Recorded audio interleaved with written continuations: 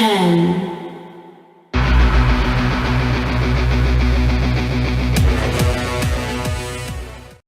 Salut à tous, c'est Sully Perfecten, j'espère que vous allez bien. Je suis ravi de vous retrouver après plusieurs jours d'absence. Comme prévu, je vous fais une vidéo sur les pronostics de l'Elimination Chamber qui va donc avoir lieu demain à Phoenix dans l'Arizona. Et donc on va commencer tout de suite par le kick-off avec un match qui a été vraiment booké à la dernière minute, puisqu'on vient d'apprendre récemment donc que dans le kick-off on aura un match entre Mojo Rawley et Kurt Hawkins. On va dire un match qui est pas très intéressant, on peut le dire. En quelque sorte c'est un Ryderico, j'ai envie de dire, puisque c'est un match qui oppose les deux derniers partenaires en date de Zack Ryder, pardon. Voilà, c'est pas un match qui a pas vraiment d'intérêt, c'est surtout histoire de remplir la carte, puisqu'on avait déjà 7 matchs prévus jusqu'à maintenant, mais aucun kick-off. Donc voici donc ce match qui a été booké pour dans le but de remplir le kick-off. En ce qui concerne le pronostic, je ne vois pas autre chose qu'une victoire de Mojo Rawley, puisque Kurt Hawkins, on peut le dire, depuis qu'il est là, il perd tous ses matchs. Il a vraiment il est vraiment booké comme quelqu'un qui job tout le temps. Mojo Rawley, en plus, mine de rien, il est pas si mal booké en ce moment. Il avait même gagné récemment une mini battle royale pour s'adjuger un billet pour le Royal Rumble, on s'en souvient.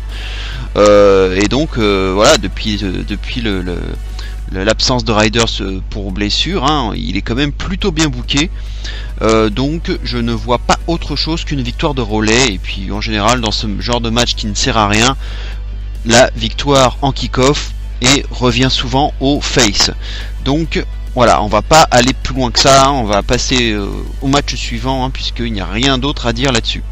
On va passer donc maintenant à un match handicap entre Dolph Ziggler et Apollo Crews et Kalisto, donc qui seront à 2 contre Ziggler. Là aussi c'est un match qui m'ennuie un peu, parce que j'ai pas de hype particulière pour ce match. Ça a pas mal tourné en rond entre les trois. Voilà, le booking de ce match, ça a encore été fait à la va-vite et ça m'intéresse pas grandement, on va dire. Et puis voilà, le fait de voir Ziggler systématiquement matraquer un coup Crews, un coup Kalisto, un coup les deux à la fois avec une chaise durant plusieurs semaines, ça m'a un peu lassé et ça tournait donc en rond. Et en tout cas, le fait de voir Ziggler donc systématiquement frapper avec une chaise ses adversaires, ça me laisse à penser que cette fois-ci c'est l'inverse qui va se produire donc demain. Mais avant cela, je pense quand même que Ziggler doit perdre ce match, mais qu'il va à nouveau tenter d'utiliser une chaise et du coup il va se faire, à mon avis, disqualifier. C'est le scénario que je verrai. Alors je prends un petit risque, mais je verrais plutôt ça, une disqualification de Ziggler suite à une intervention, enfin en tout cas une tentative d'utilisation d'une chaise réussie donc, puisqu'il se fera disqualifier selon moi. Et c'est à ce moment-là que du coup les deux faces vont essayer de prendre leur revanche en récupérant la chaise et en s'en donnant, on va dire, à cœur joie, avec des coups de chaise répétés l'un après l'autre. Je vois bien ce genre de scène arriver. Donc un coup Crews, un coup Kalisto, un coup de chaise l'un après l'autre. Et donc ce que je verrais, ce serait aussi pour la raison aussi selon moi, c'est que il faudrait pas décrédibiliser d'un côté Ziggler qui est quand même sur un heel turn, mine de rien, et donc il faudrait quand même pas le couper dans son élan. Donc il faudrait continuer à poursuivre ce heel turn de façon progressive, donc sans qu'il perde ce match. Et d'un autre côté, je trouverais ça dommage, même pas crédible du tout, que Crews et Kalisto perdent ce match alors qu'ils sont à 2 contre 1. Là ce serait la pire des solutions pour les enterrer. Là ils pourraient pas faire mieux. Donc je vois pour les protéger, pour protéger les trois d'un coup, on va dire, la meilleure des choses ce serait qu'une disqualification intervienne. Donc je verrais donc plutôt une victoire de Cruz et Kalisto, mais par disqualification, ce qui permet donc du coup de protéger les trois à la fois. Ça me semble être la plus intelligente des décisions. Et puis en plus je pense que Cruz et Kalisto ont davantage besoin d'une victoire que Ziggler au vu de leur récent booking. On va passer au match suivant.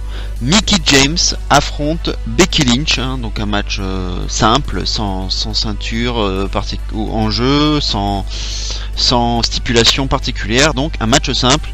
Donc on a vu une rivalité qui s'est installée entre les deux, avec cette histoire de luchadora qui s'est finalement avérée être Mickie James, même si on le sait très bien que ce n'était pas elle à la base, c'était visiblement Donna Purrazzo, puisque c'était déjà quelque chose que j'avais cru deviner.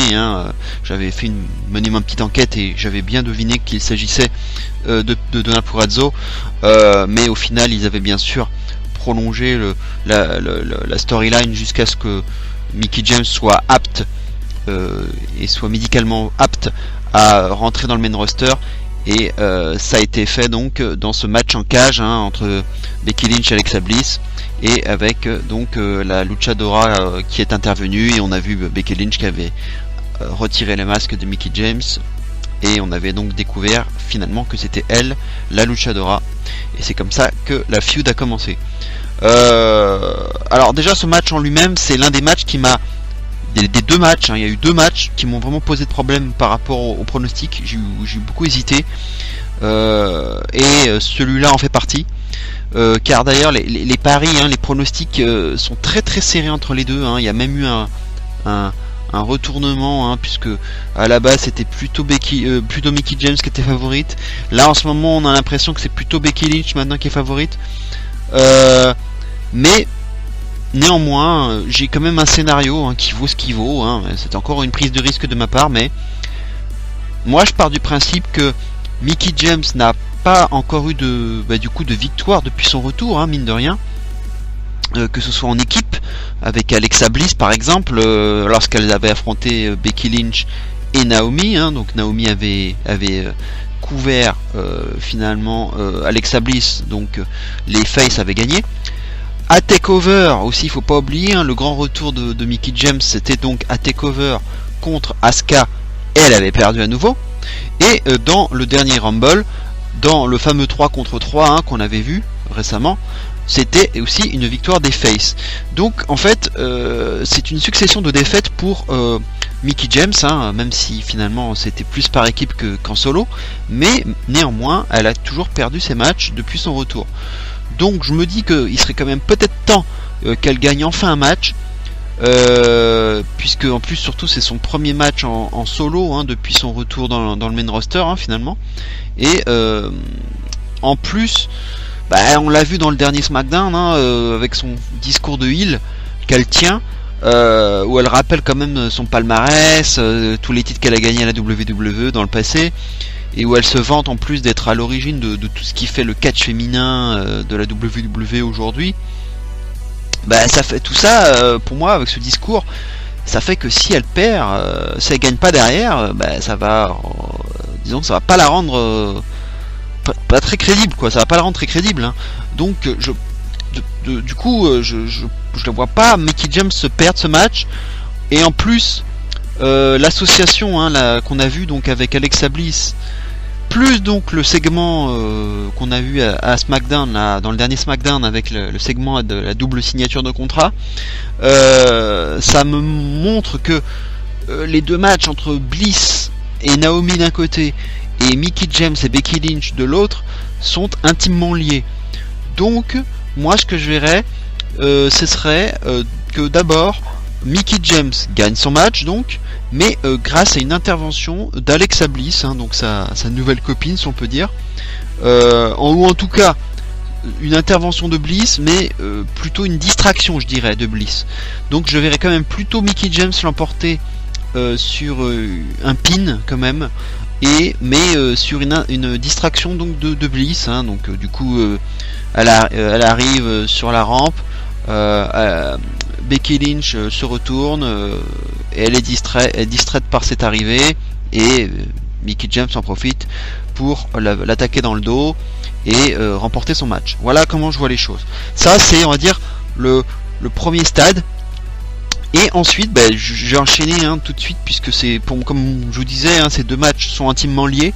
Donc je vais attaquer tout de suite le pronostic du match suivant entre Naomi et Alexa Bliss, donc match de championnat pour le titre féminin de SmackDown. Donc Alexa Bliss est bien entendu la championne, Naomi la challengeuse depuis pas beaucoup de temps. D'ailleurs, je trouvais que le build-up aussi a été monté un peu, à la va-vite. Ça fait pas longtemps que Naomi est dans cette feud maintenant avec Alexa Bliss. C'est parti de pas grand chose.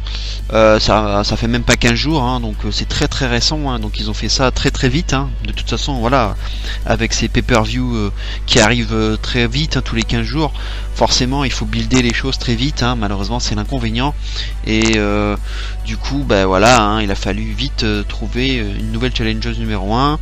Et comme je vous l'avais prédit au Rumble, ils ont fait gagner Naomi, intelligemment d'ailleurs, en pinant Alexa Bliss dans le match 3 contre 3, ce qui lui a ouvert les portes du titre, enfin en tout cas d'un match de championnat contre Alexa Bliss. Voilà comment les choses sont arrivées.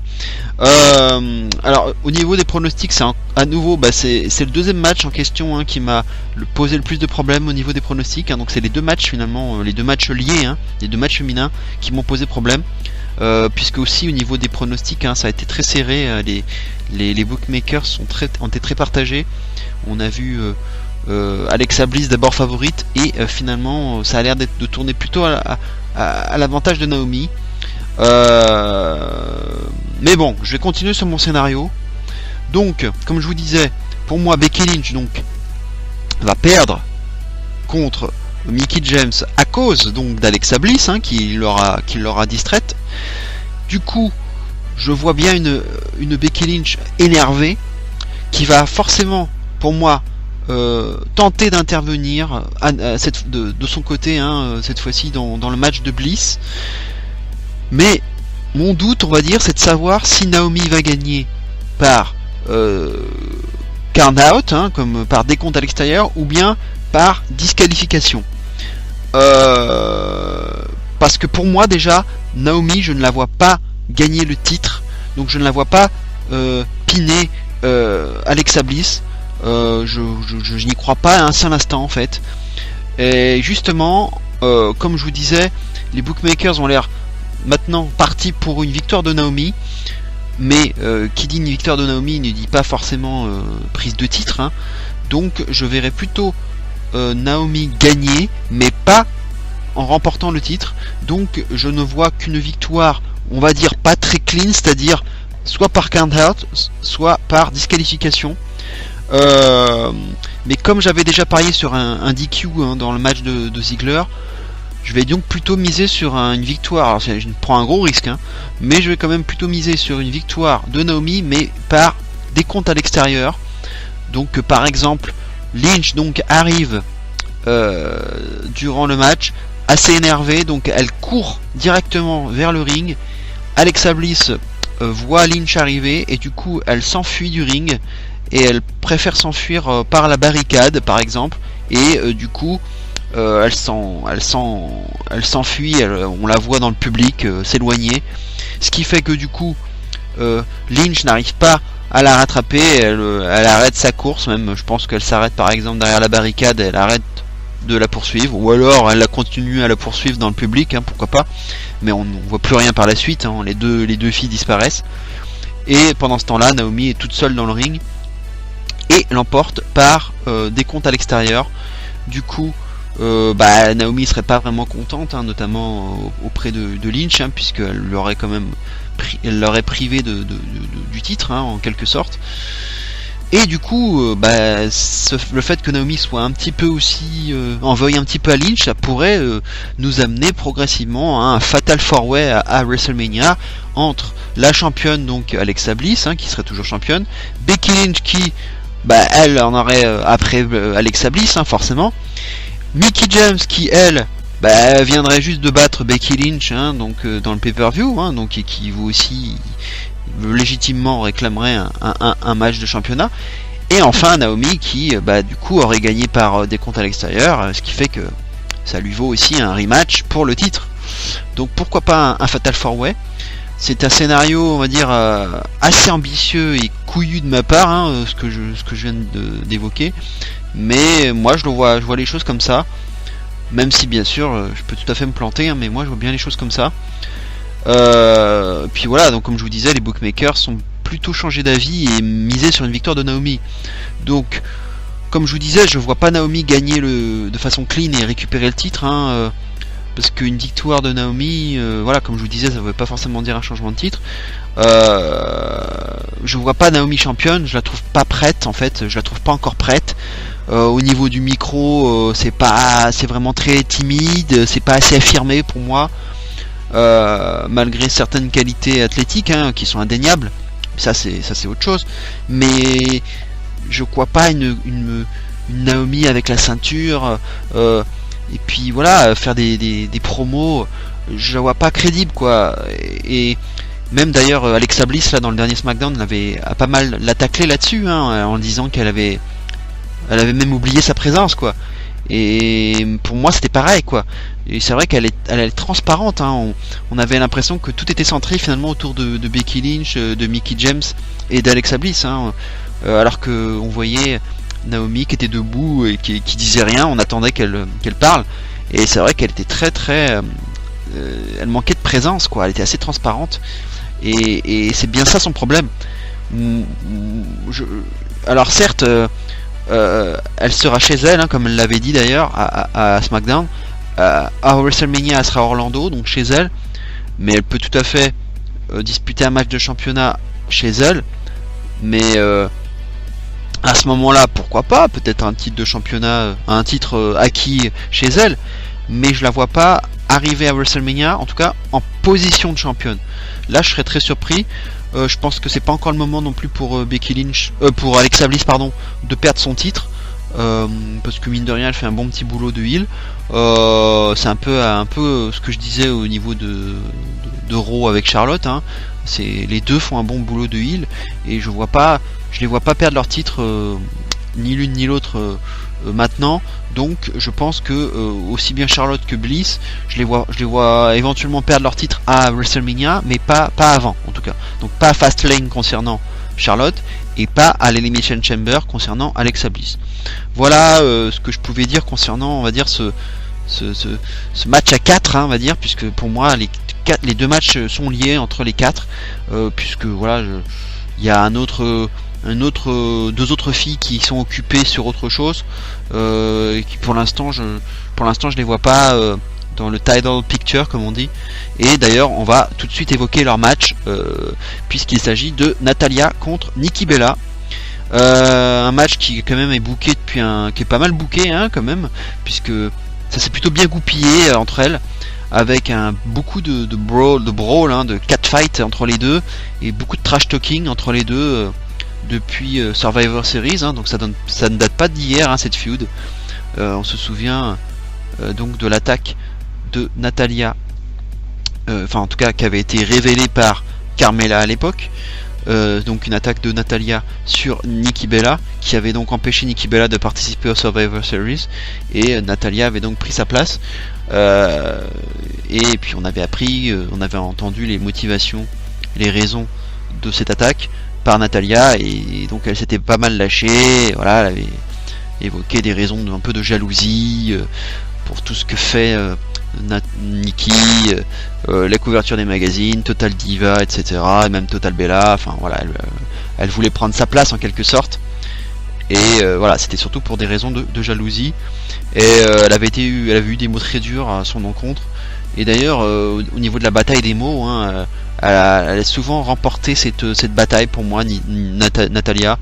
Et elle a quand même eu beaucoup de mots durs en termes de trash talking, notamment je pense que c'est vraiment Natalya qui a sorti les phrases les plus hard, notamment sur la relation que Nikki a avec son mec, hein, avec Cena.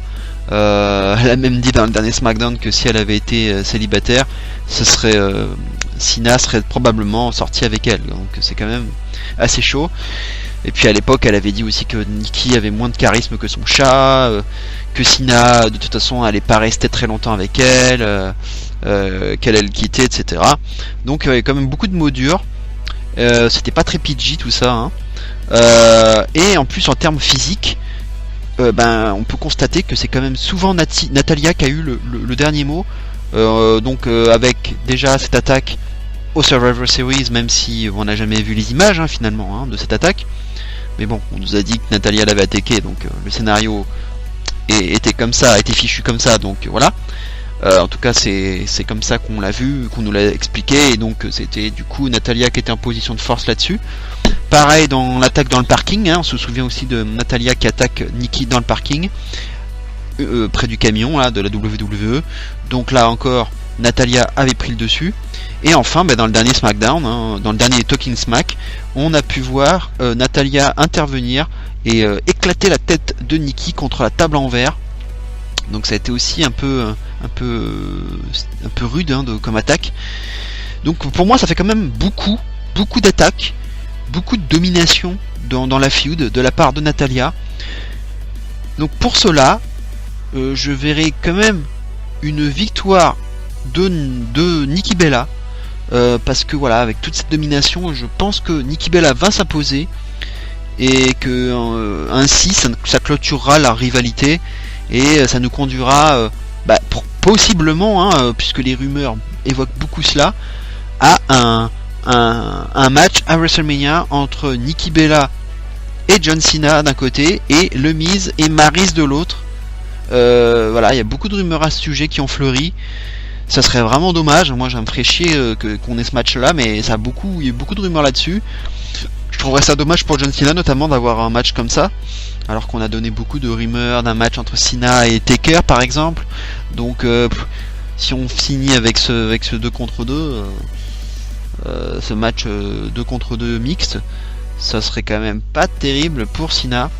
Mais je pense que le scénario de l'Elimination Chamber va nous aider, à mon avis, à y voir un peu plus clair, notamment si le Miz élimine Cena du match.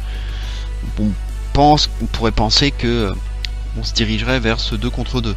Donc on verra bien déjà comment se goupille le match de l'Elimination Chamber. Ça nous donnera peut-être un peu plus d'éclaircissement au niveau de WrestleMania. Et puis un dernier élément, qui est pas forcément gage de victoire, hein, mais c'est toujours un élément à prendre. On sera quand même à Phoenix, dans l'Arizona, donc on sera quand même, on va dire, dans l'état des Bella, hein, des sœurs Bella, puisqu'elles viennent si je me trompe pas, de Glendale dans l'Arizona. Donc elles seront en quelque sorte à domicile. Enfin, en tout cas, Nikki sera à domicile. Donc c'est pas forcément gage de victoire, mais c'est quand même un élément dont il faudrait tenir compte. Voilà, on va passer au match suivant. Un match qui est aussi très attendu entre Randy Orton et Luke Harper.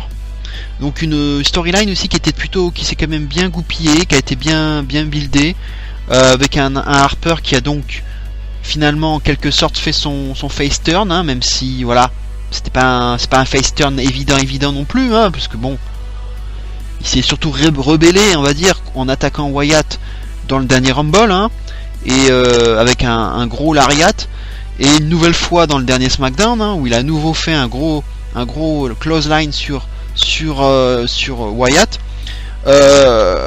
mais bon, on va dire qu'il est plutôt twinner face, mais bon, pas vraiment. Donc un face turn, ça serait peut-être exagéré de le dire. En tout cas, niveau pronostic, malgré ce semblant de push, hein, que reçoit Harper en ce moment, et qui me fait plaisir, hein, d'ailleurs au demeurant, hein, puisque comme je vous l'avais déjà dit, hein, Harper, je trouve qu'il mérite vraiment d'avoir un push, et je le trouve très sous-coté, hein, puisqu'il a quand même un super moveset pour un mec de son gabarit. c'est quand même un gars qui a de super qualité in ring, et il a vraiment fait de bonnes choses, et pour moi il mérite vraiment d'avoir un push. Mais malgré cela, je ne vois guère autre chose qu'une victoire d'Orton dans ce match, parce que tout simplement il vient de gagner le Rumble, quoi. Il vient de gagner le Rumble, donc ce sera quand même le futur challenger numéro 1 au titre WWE à WrestleMania. Donc zéro crédibilité si Orton perdait ce match. Donc je ne vois pas autre chose que ça. Alors j'ai lu ici ou là que Eric Rowan pourrait faire son retour, faire gagner Harper. Bon, moi j'y crois pas du tout personnellement. On va pas nous rassembler à nouveau pour la énième fois la Wyatt Family. Faut passer à autre chose à un moment donné, et puis passer à un véritable run solo, aussi bien pour Harper que pour Wyatt d'ailleurs. Wyatt qui a subi un booking quand même assez horrible depuis qu'il est dans le main roster.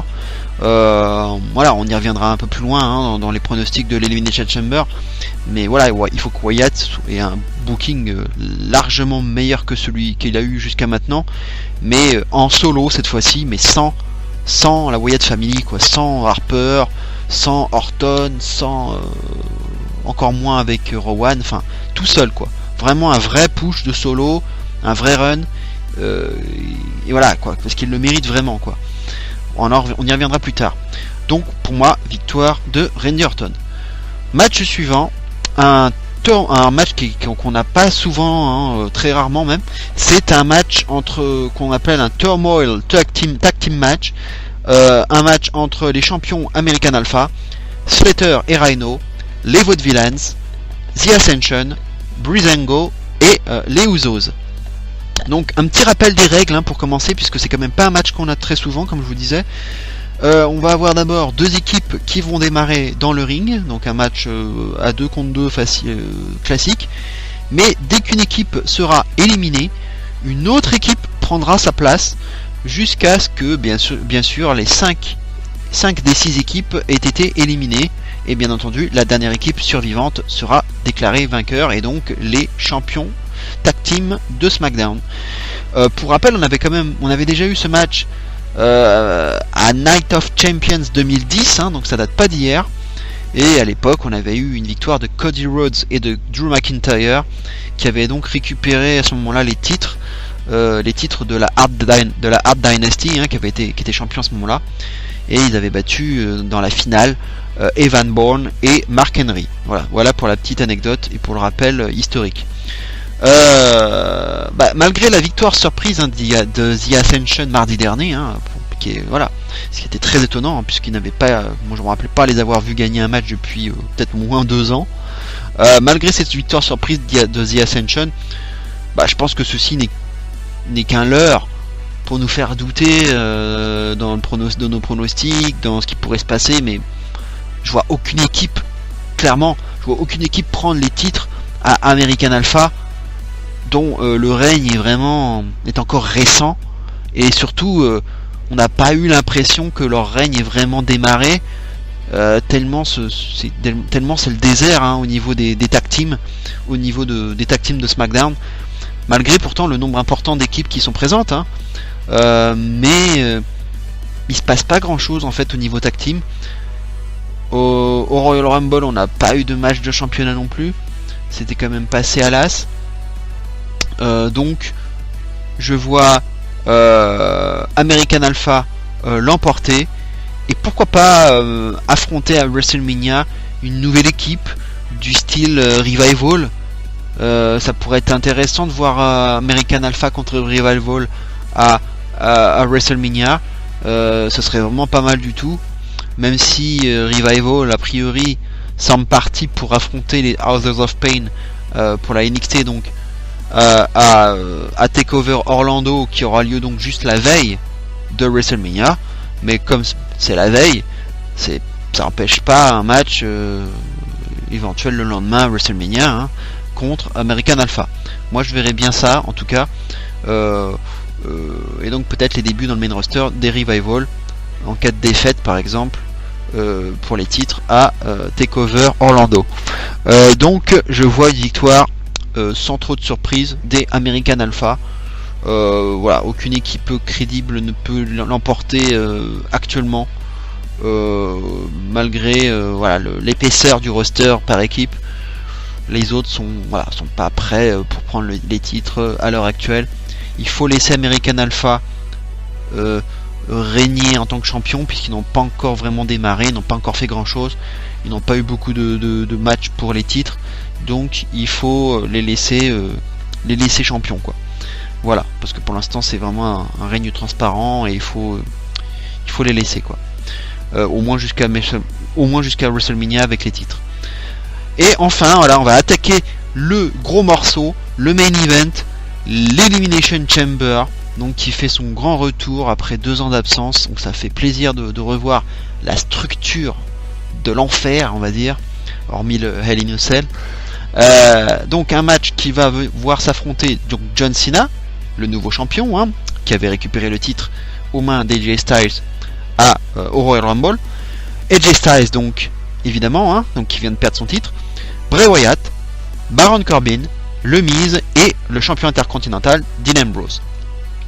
Donc comme je vous le disais, hein, dans ma dernière vidéo sur la review du Rumble, la victoire d'Orton semble-t-il un peu tuer tout suspense, hein, dans ce qui va se passer, et va probablement nous conduire à une victoire de Bray Wyatt dans l'Elimination Chamber, ce qui nous permettrait d'avoir un Bray Wyatt contre Orton à WrestleMania pour le titre WWE.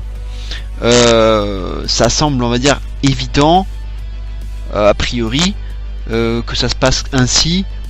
Si John Cena se fait éliminer par le Miz, déjà ça risque de confirmer en plus la rumeur d'un Miz Maryse contre Nikki Cena, hein, comme je vous le disais, à WrestleMania. Et du coup, si Cena se fait éliminer par le Miz, ça va encore nous conduire, il y a encore beaucoup plus de chances que ça nous conduise à une victoire finale de Bray Wyatt. Je vois personne d'autre que Cena pour empêcher Wyatt de l'emporter, hein. Je vois que Cena ou Wyatt, hein. Mais a priori Wyatt est favori dans ce match, hein. Et d'ailleurs faudrait que l'éventuelle élimination de Cena par le Miz, si elle a lieu, n'intervienne pas trop tôt dans le match, hein, si on veut pas tuer le suspense trop vite, hein, parce que si on va dire que si le Miz élimine Cena d'entrée de jeu, ça serait une grosse sensation, hein, que le champion perde en première position, mais en même temps si on a ça, pour le suspense ça va pas être top, hein. À part Wyatt, là il n'y a plus personne, quoi. Donc comme à part Cena, voilà, je vois personne d'autre qui pourrait l'empêcher, hein, empêcher Wyatt de gagner. Voilà, quoi. Alors un Cena vainqueur, avoir un Cena vainqueur, mais pour avoir quoi au final? Encore un Orton Cena à WrestleMania, qu'on a eu 150 000 fois dans le passé et qu'on vient même d'avoir dans le dernier SmackDown. Pour moi c'est pas possible d'avoir ça. Et puis d'ailleurs rien que le fait d'avoir eu un Orton Cena à SmackDown, hein, dans le dernier SmackDown, c'est un signe qu'on n'aura pas ce match à WrestleMania, parce qu'en général WrestleMania c'est un pay-per-view dans lequel on essaye de nous builder des matchs un peu inédits, voire des matchs plutôt rares. Voilà, on va peut-être avoir probablement un Goldberg contre Lesnar, donc c'est pas des matchs inédits, mais bon, c'est quand même des matchs plutôt rares. Voilà, c'est pas des matchs qui arrivent 100 fois. Là, ce serait le match numéro 3, mais dans l'histoire, voilà, il n'y en a pas eu beaucoup.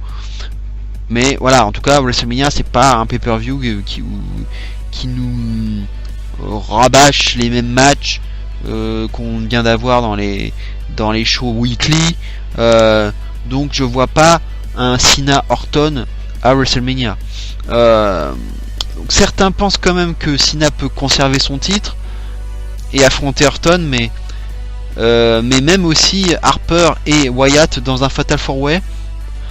Alors moi je trouverais ça étonnant de mêler la feud de la Wyatt Family avec John Cena, hein, parce que vu la storyline qui commence à dater maintenant, hein, avec la Wyatt Family, pour moi tout est fait pour que Orton affronte Bray Wyatt à WrestleMania, avec ou sans la ceinture, ça on va voir, mais pour moi il faut que Orton affronte Wyatt à WrestleMania. Alors après, Harper aura probablement son rôle à jouer, hein, il aura forcément son rôle à jouer. Après, reste à voir comment. Et puis, est-ce que le semblant de face turn qu'on voit actuellement va durer aussi, hein, pour Harper.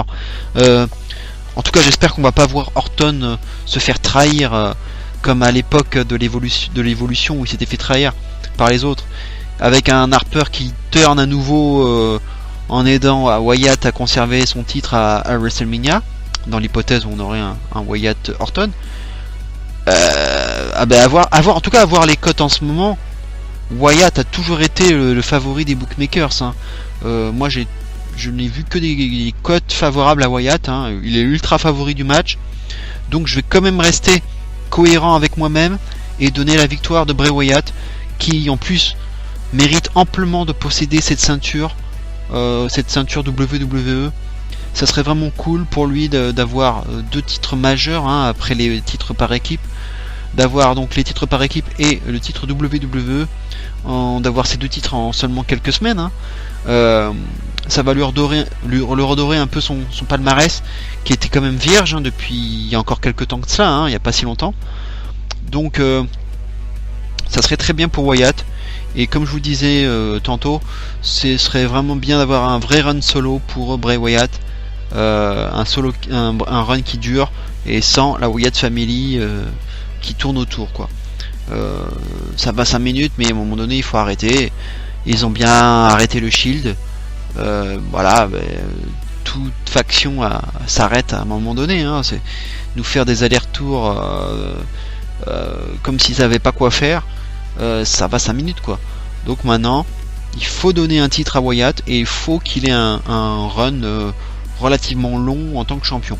Donc il faut que Wyatt soit champion pour moi demain, et qu'il continue, et je pense en conservant son titre à WrestleMania. Bon, ça on a encore largement le temps d'en reparler. Sinon, en ce qui concerne le match en lui-même, hein, la construction du match de l'Elimination Chamber, j'attends quand même de voir comment vont être bookés les autres, hein, notamment AJ Styles, le Miz et Baron Corbin. En ce qui concerne Dean Ambrose, disons que pour moi ça n'a pas grande importance, hein, pour moi de ce qu'il va faire dans le match, parce que même d'ailleurs selon les bookmakers, il est celui qui a le plus de chances d'être éliminé en première position, ce qui serait pas une surprise pour moi.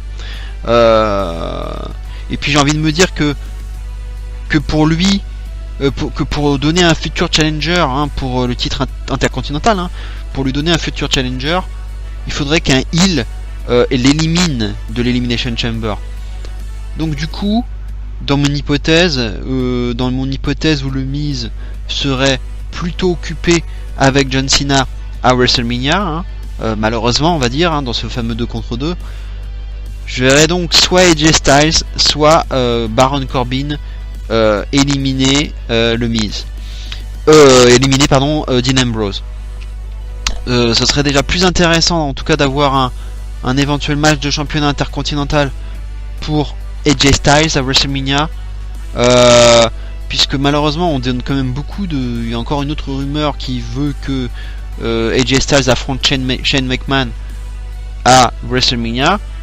J'espère que ça va pas avoir lieu, et je serais beaucoup plus intéressé par un match de championnat intercontinental face à Dean Ambrose. Ça aurait quand même, en plus voir un Styles champion intercontinental, ça aurait quand même beaucoup plus de gueule.